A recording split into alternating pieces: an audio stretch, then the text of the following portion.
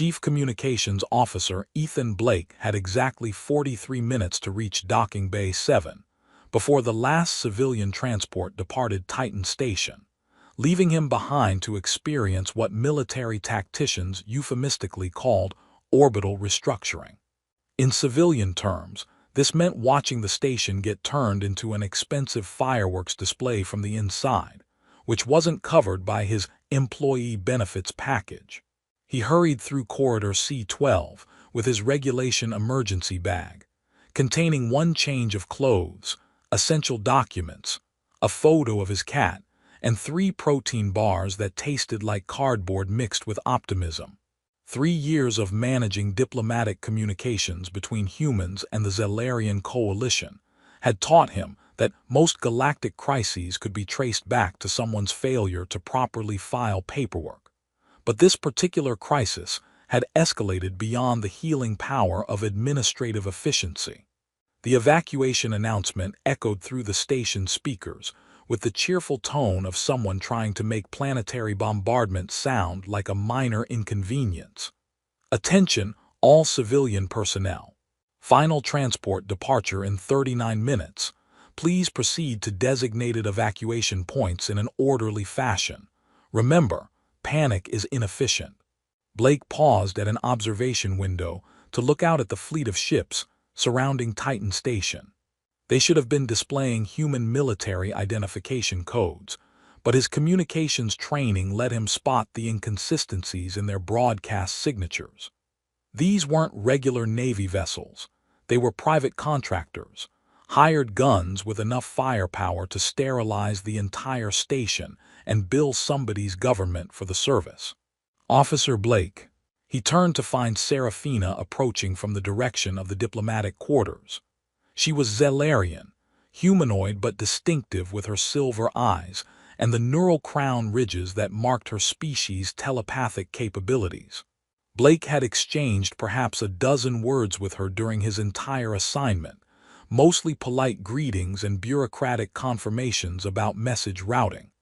Cultural attaché Serafina, he acknowledged, checking his chronometer. Shouldn't you be evacuating with the diplomatic corps? The diplomatic corps evacuated 6 hours ago, she said, her voice carrying the musical quality that made Zellarian speech hypnotic to human ears. I chose to remain. Blake processed this information and realized it made no sense according to any evacuation protocol he'd ever studied. The station is going to be bombarded in less than an hour. Remaining seems like poor long-term planning. That depends on what one hopes to accomplish, Serafina said, stopping directly in front of him. Her silver eyes seemed to shimmer with some internal light that Blake had never noticed before. Officer Blake, may I ask something before you leave? Blake felt his heart stop, literally pause its beating, as the formal words registered in his mind. Every human assigned to stations with Zellarian populations received cultural briefings about the departure vow, though the briefings were usually theoretical discussions about ancient customs that rarely applied to modern situations. You're invoking the departure vow, he said, his voice sounding strangely distant to his own ears. I am. Serafina's expression remained calm, but Blake noticed her hands were clasped in the formal position that indicated serious ceremonial intent. Do you accept the ritual question, or do you formally refuse and accept the consequences of breaking ancient law? Blake's mind raced through everything he knew about Zellarian customs. The departure vow was triggered when someone formally asked the ritual question of a person preparing to leave during a crisis. The response created a consort-witness bond that lasted until both parties completed shared testimony about the events they'd experienced. Refusing the vow was considered a grave insult that could justify everything from diplomatic incidents to personal vendettas. What exactly are you asking me? Blake said, playing for time while his bureaucratic brain tried to process the implications. I'm asking if you will remain as my consort witness to observe and testify about the events occurring on this station. Your communications access combined with my diplomatic immunity would grant us privileges to investigate inconsistencies that have been troubling both our governments. Blake checked his chronometer again. 36 minutes until the transport departed.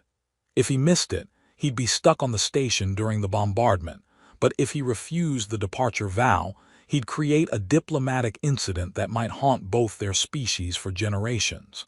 What kind of inconsistencies? He asked. The kind that explain why every peace negotiation has failed, why humanitarian aid shipments keep disappearing, and why the evacuation orders came from sources that don't officially exist. Serafina stepped closer, and Blake could see the neural crown ridges on her forehead pulsing with soft bioluminescence. I believe this war is being deliberately prolonged by parties who profit from continued conflict. Blake thought about the communication logs that had been bothering him for months. Supply requests that didn't match delivery schedules, diplomatic messages that seemed designed to provoke rather than resolve conflicts, and authorization codes that traced back to shell companies nobody wanted to discuss in staff meetings. If I accept the vow, what exactly happens? We become bound as consort witnesses until we complete our testimony. The bond grants us access to sealed evacuation protocols, diplomatic immunity from both governments, and quantum-encrypted communication channels that can bypass normal security restrictions. And if the station gets bombarded while we're investigating, then we die together, but our testimony will be automatically transmitted to both governments through quantum burst protocols that activate upon our death. Blake looked around the corridor, noting the other evacuees hurrying toward the docking bays with expressions of barely controlled panic.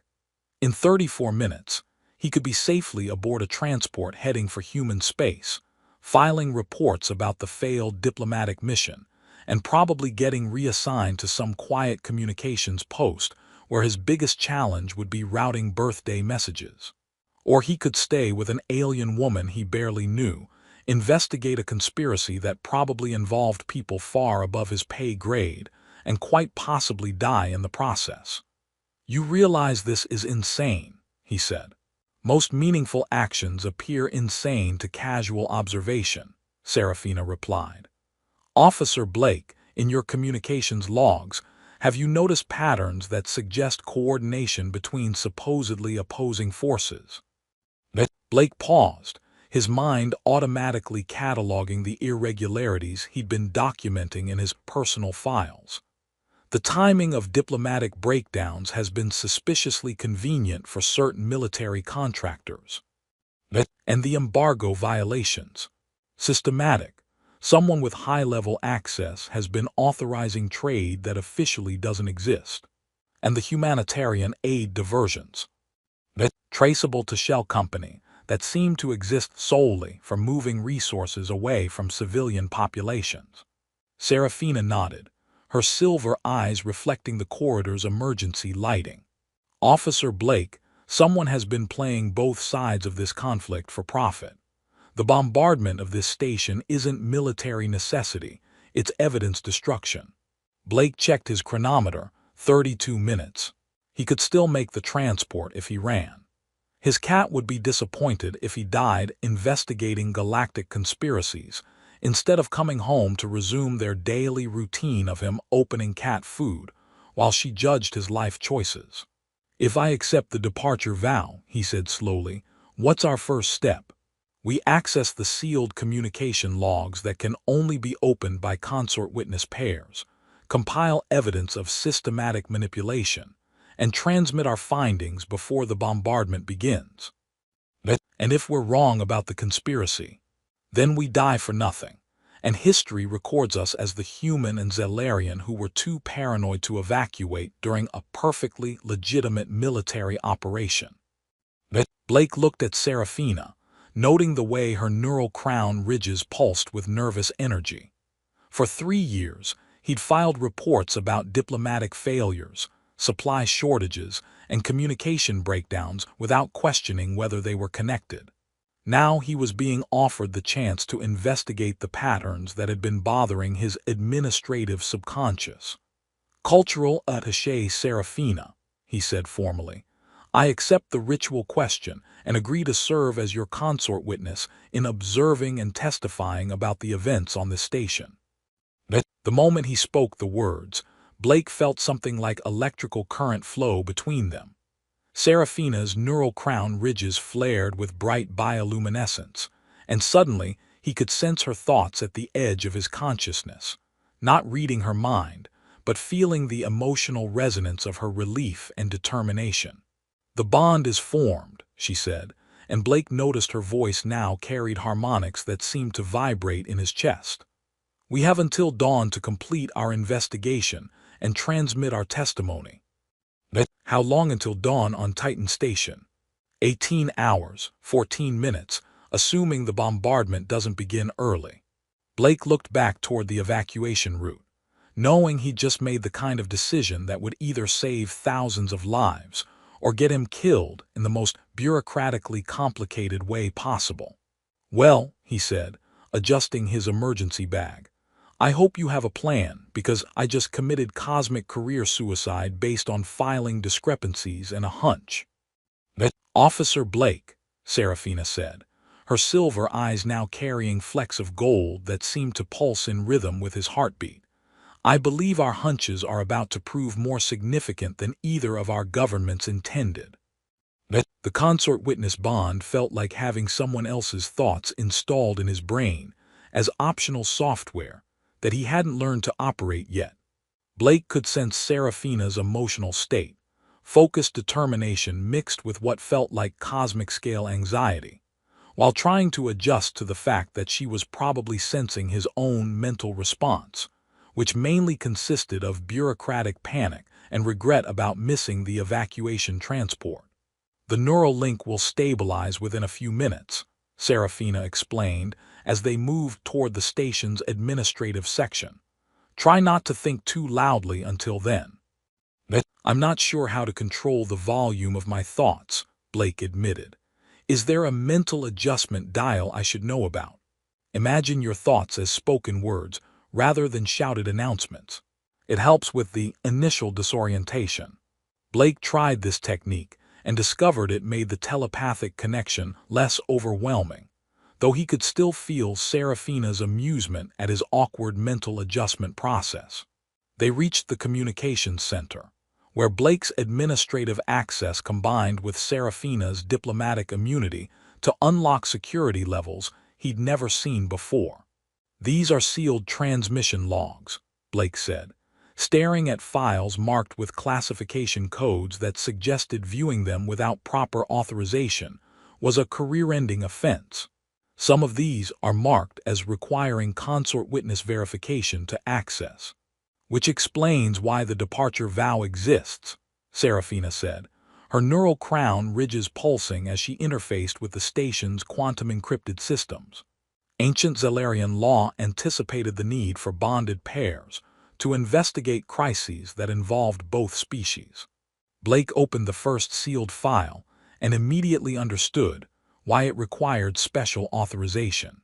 The transmission logs showed systematic coordination between human military contractors and Zellarian weapons dealers, with payment schedules that suggested both sides were being supplied by the same sources.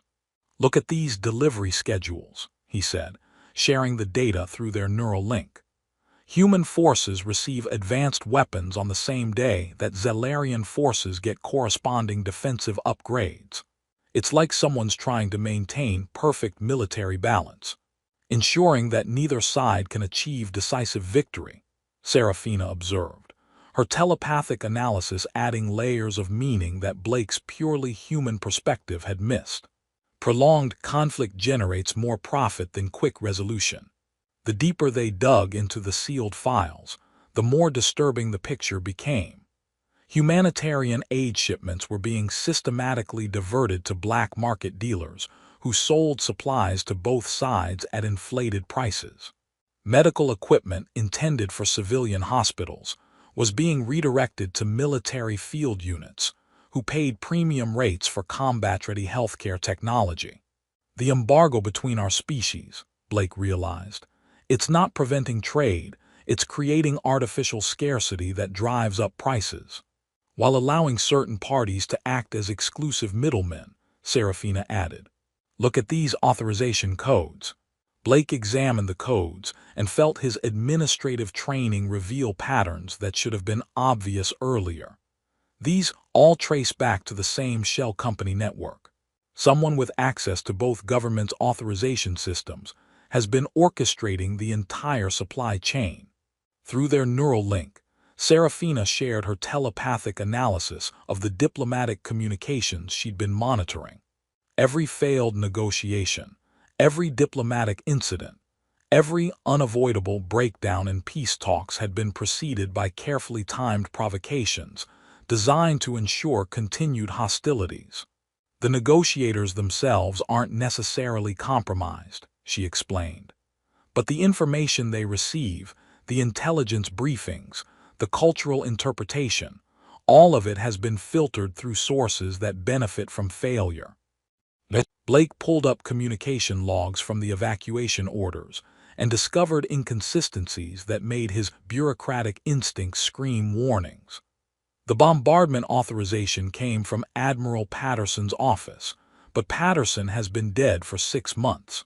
Someone's been using his command codes to authorize military actions. And the Zellarian attack orders, Serafina added, were issued by war leader Thax, who was officially relieved of command 8 months ago for opposing continued hostilities. They were interrupted by the sound of approaching footsteps, multiple sets, moving with military precision through the administrative corridors. Blake checked the station's internal sensors and discovered armed teams systematically searching the facility. Those aren't evacuation personnel, he said, noting their equipment signatures. They're carrying weapons designed for eliminating specific targets, not conducting civilian rescues.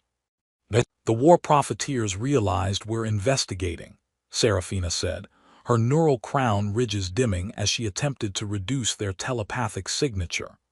They're here to ensure our testimony never reaches anyone who might act on it. Blake quickly copied the sealed files to quantum-encrypted storage devices, while Serafina established secure communication links with sources in Zellarian space.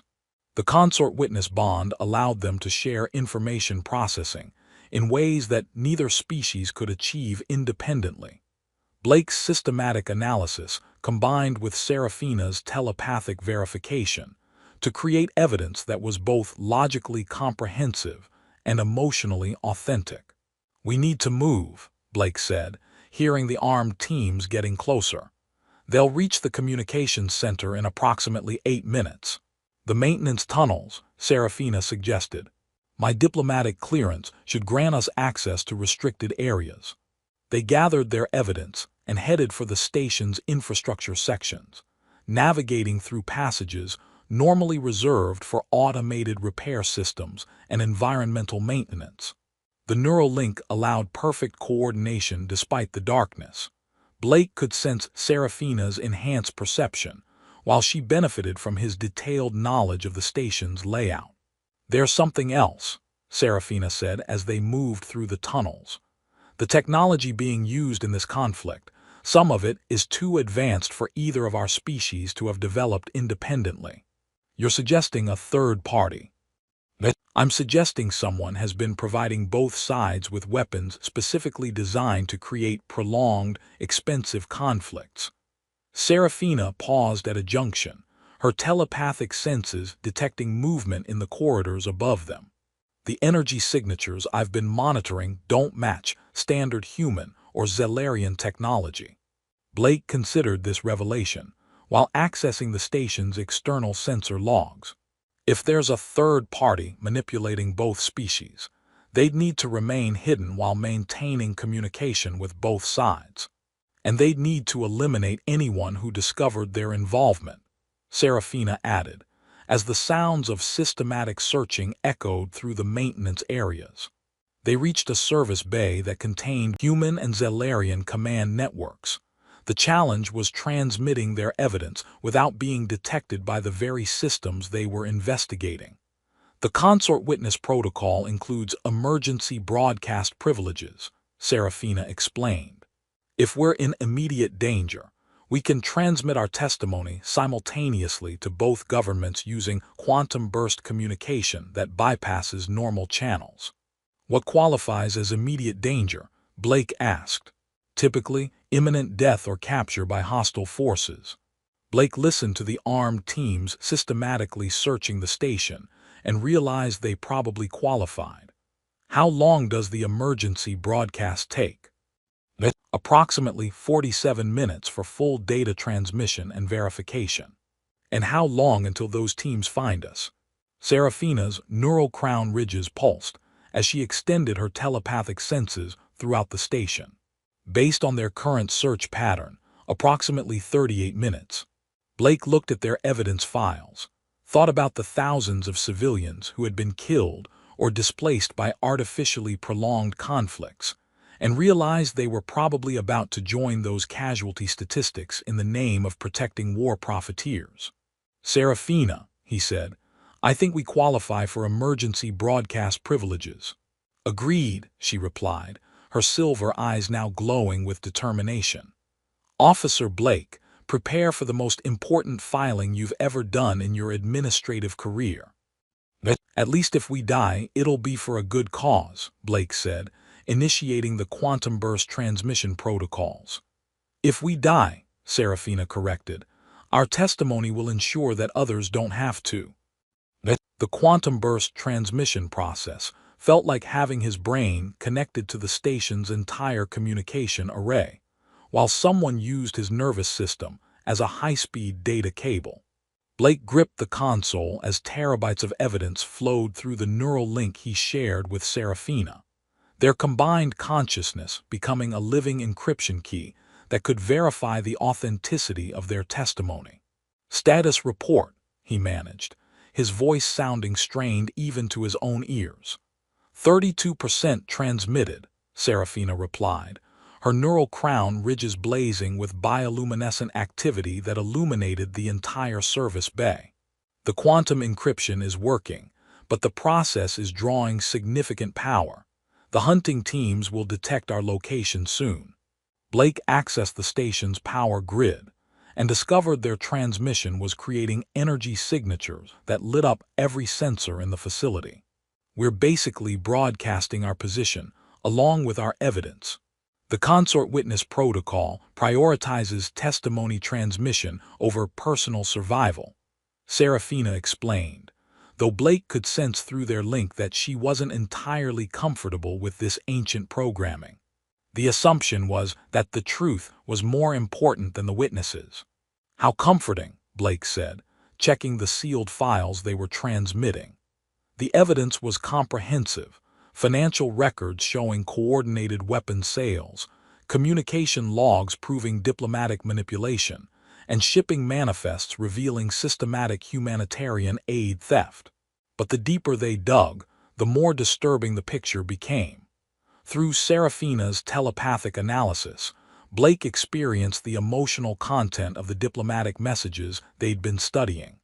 The peace negotiators from both sides had been genuinely trying to end the conflict, but their efforts were being systematically undermined by intelligence briefings that were designed to maintain hostility.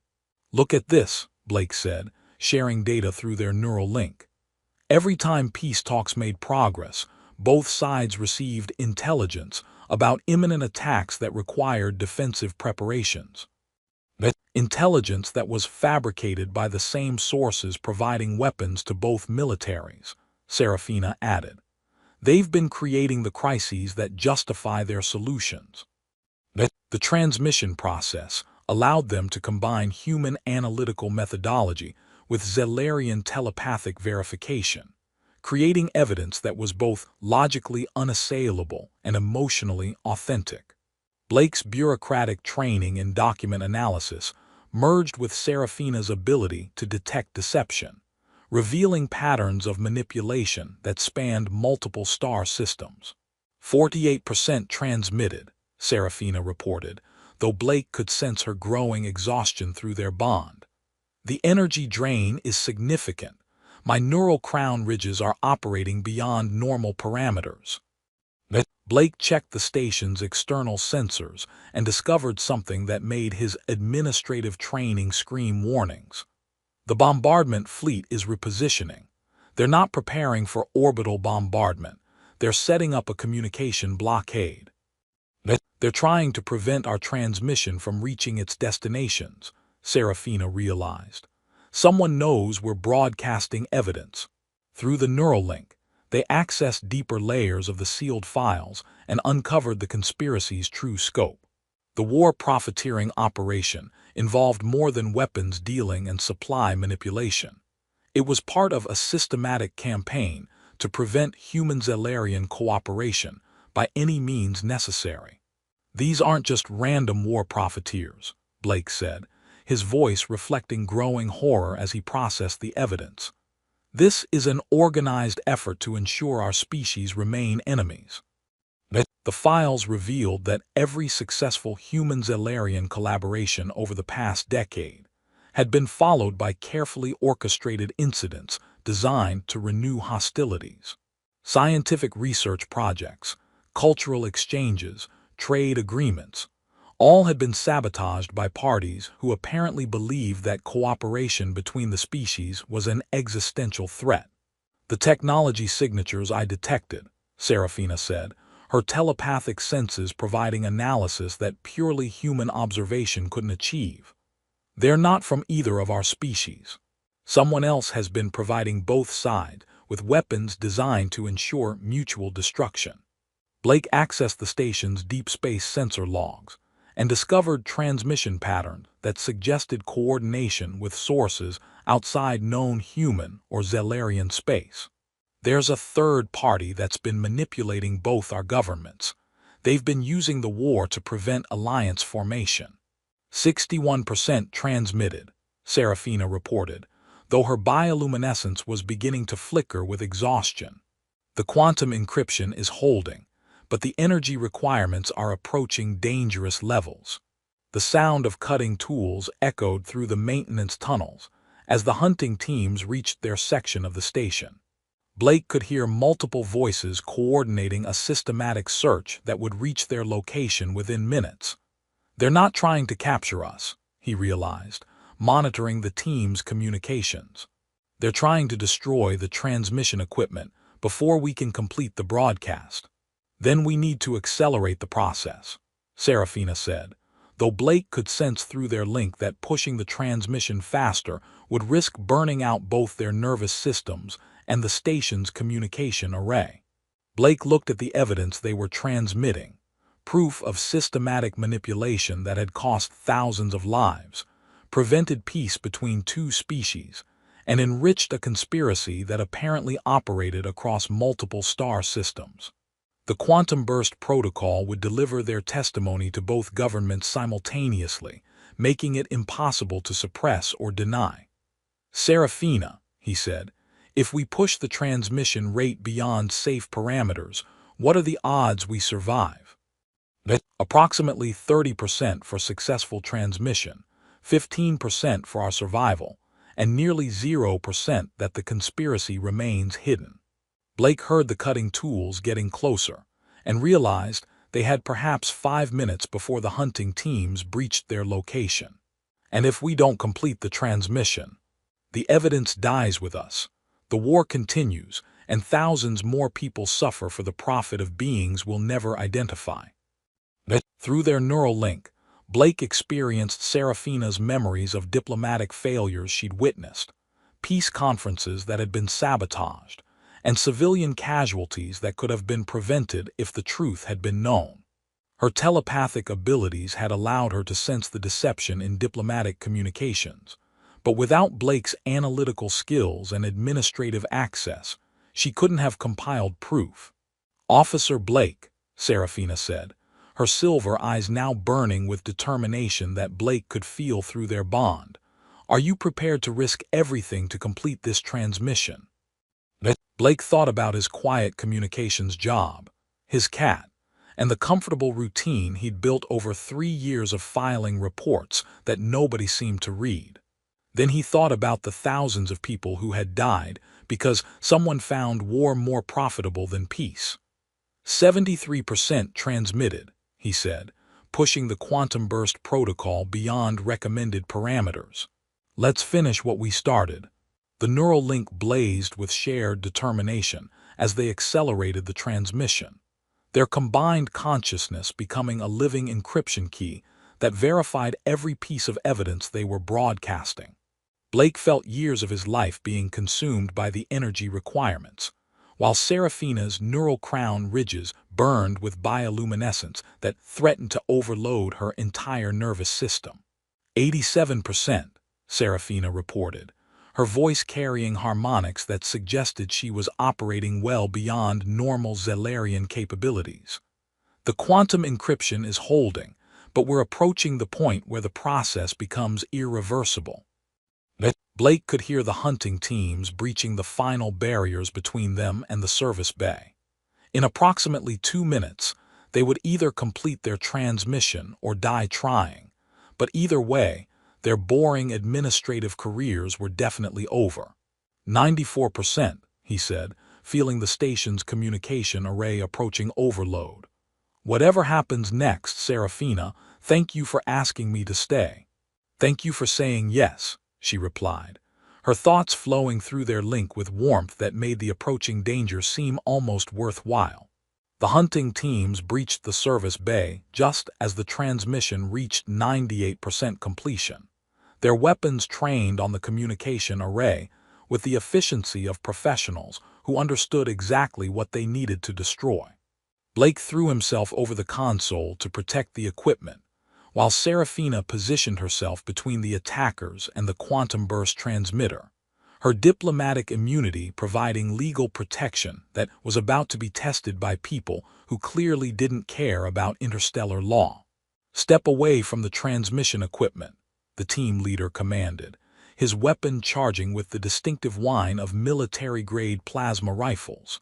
This is classified material being broadcast without authorization.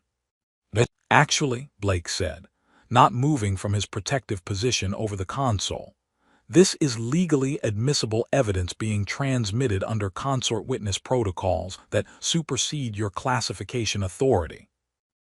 Consort witness protocols were suspended during the current hostilities, the team leader replied, though Blake could hear uncertainty in his voice.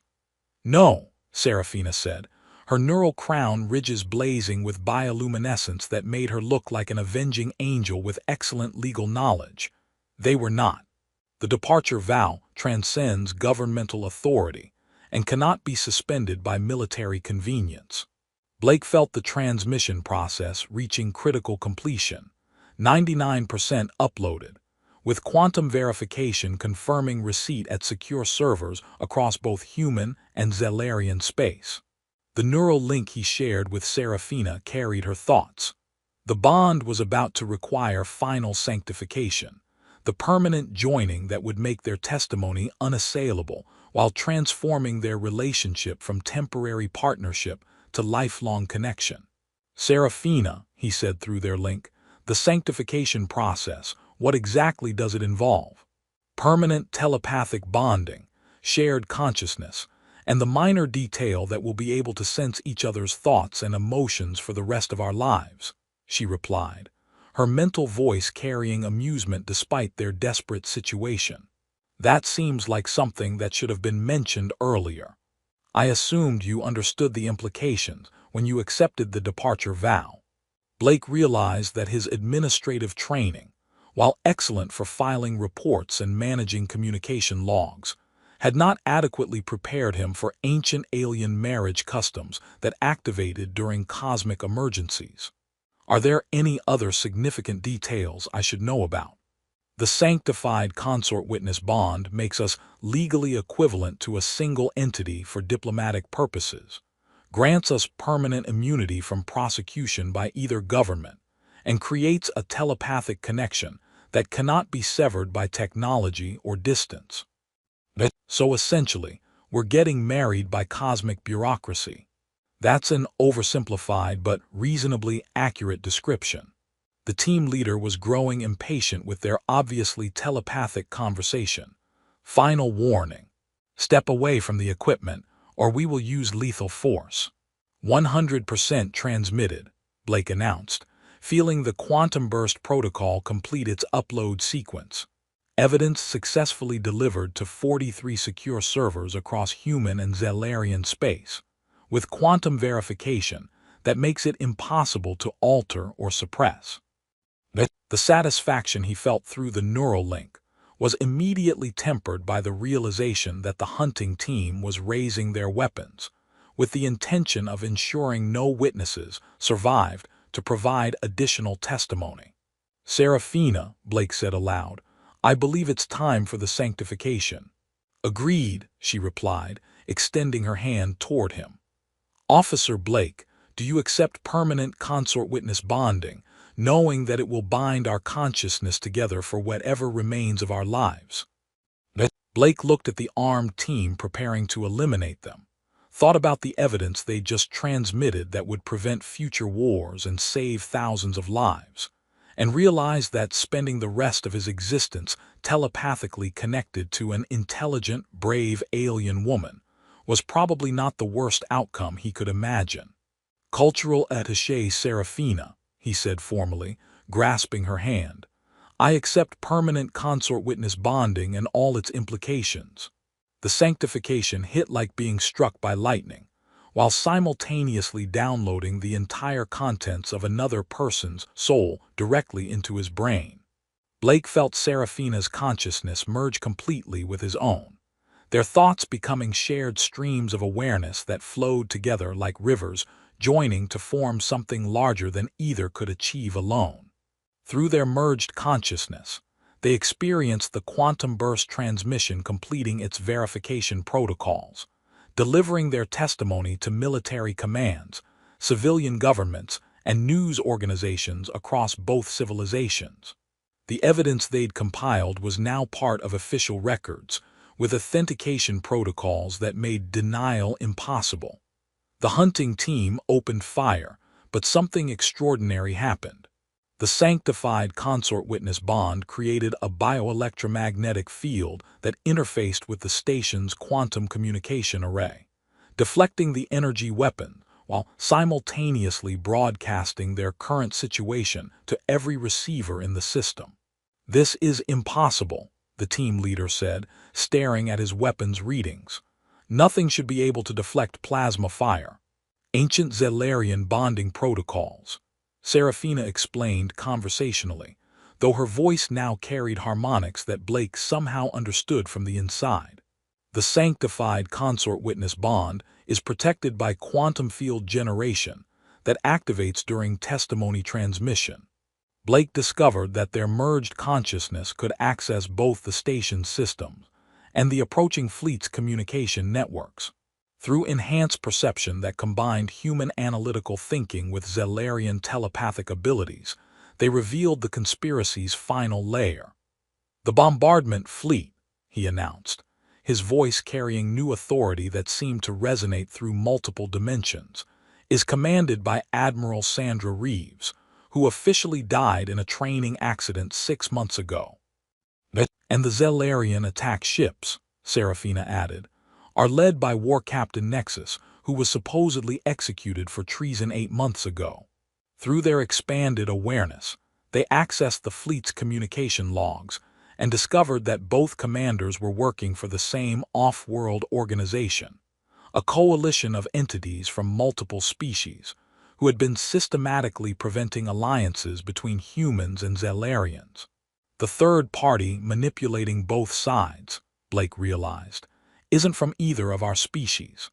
They're representatives of older civilizations who view human-Zellarian cooperation as a threat to galactic stability. The hunting team's weapons were completely ineffective against the quantum field generated by their sanctified bond, and their leader was receiving increasingly frantic communication from sources who apparently hadn't anticipated ancient diplomatic protocols interfering with modern assassination techniques. "The bombardment is being called off," Serafina announced, monitoring fleet communications through their enhanced link. Both governments have received our evidence and are demanding immediate investigation. Through the station's external sensors, Blake watched the bombardment fleet beginning to withdraw, while legitimate military vessels from both species approached to secure the area. The evidence they'd transmitted was already triggering arrests, investigations, and emergency diplomatic conferences. "Officer Blake," Serafina said, though their merged consciousness made verbal communication somewhat redundant, "how do you feel about your new career in interspecies diplomacy?" Blake examined his reflection in the console's screen and discovered that the sanctification process had left visible changes. His eyes now carried flecks of silver that pulsed in rhythm with Serafina's neural crown ridges, while her bioluminescence had taken on golden tones that matched his human biorhythms. "I feel like I should probably update my personnel file," he said, "and possibly notify my cat that I'll be working extended hours in cosmic law enforcement." "Your cat will adjust," Serafina assured him, her amusement flowing through their permanent link. "Cats are remarkably adaptable to changes in their human's employment status." The hunting team was surrendering to security forces that had arrived from the approaching fleet, their mission clearly unsuccessful, and their employers about to face rather serious legal consequences. Blake and Serafina remained in the service bay, monitoring the coordinated response from both governments as their evidence triggered the largest investigation in recent galactic history. "So," Blake said, "permanent telepathic marriage, diplomatic immunity, and lifetime employment investigating interstellar conspiracies." "That's an accurate summary of our current situation," Serafina confirmed. "You know what? I think I'm going to like this job." 6 months later, special investigators Blake and Serafina submitted their final report on the war profiteering conspiracy from their new office aboard the joint Human-Zellarian diplomatic station. Their sanctified consort witness bond had made them uniquely qualified to investigate crimes involving both species, since their merged consciousness could verify evidence with unassailable telepathic authentication. The conspiracy they'd exposed had led to peace treaties, trade agreements, and cultural exchange programs that transformed the relationship between humans and Zellarians from hostile competition to cooperative alliance. The off-world manipulators had been identified and their operations disrupted, though Blake suspected they'd simply moved on to causing problems elsewhere in the galaxy. "New case file," Serafina announced, her thoughts flowing seamlessly with his as she accessed their secure communication array. "Reports of systematic trade disruption between the Centauri Federation and the Andromedan Collective." "Let me guess," Blake said, his enhanced analytical abilities already processing the initial data, weapons dealers providing both sides with perfectly balanced military technology, and humanitarian aid shipments disappearing, while peace negotiations mysteriously fail at crucial moments. Blake leaned back in his chair, noting that his office now came with a view of both human and Zellarian space, diplomatic immunity that covered 47 star systems, and a telepathic partner whose idea of breakfast conversation included analyzing cosmic conspiracy theories. "You know what, Serafina? I'm glad you asked that question before I left." "I'm glad you stayed to answer it," she replied, her silver eyes now permanently flecked with gold that matched his own enhanced vision. "Though I should probably mention that the next case might require us to investigate a potential conspiracy involving 16 different species." 16, Blake asked, accessing the case files through their shared connection. "Apparently, someone has been very busy preventing galactic cooperation."